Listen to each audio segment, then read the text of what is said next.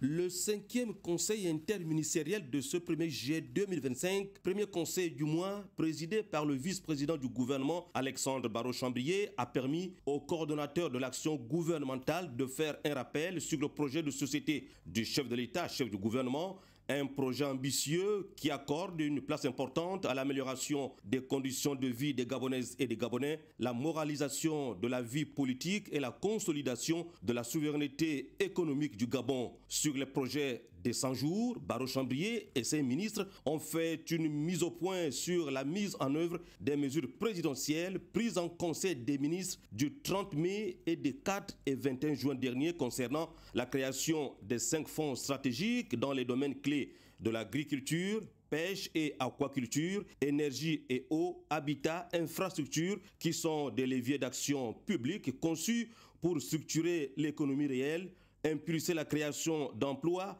renforcer notre souveraineté productive et accélérer l'investissement et le développement. Le suivi, évaluation de tous ces projets se fait selon les instructions du chef de l'État, Brice Clotaire Oligui Nguema, qui prône désormais la fermeté, la refondation républicaine et la rigueur institutionnelle. Les ministres ont ensuite passé à l'examen d'un projet de loi et de 5 projets de décret, dont le projet de décret portant modification de l'article 5 du décret 0301 du 2 août 2024 portant déclaration d'utilité publique et le projet de décret en lien avec la déclaration d'utilité publique, l'occupation par l'État d'un site de 18 912 hectares en vue de la mise en œuvre d'un programme d'intégration économique de la zone des 3 frontières par la création d'une zone économique à régime privilégié à Meyokié, ainsi qu'une zone à forte productivité. Le gouvernement, réuni autour de son coordonnateur Alexandre Barrot-Chambrier, a enfin enregistré 12 communications importantes issues des ministères des Affaires étrangères,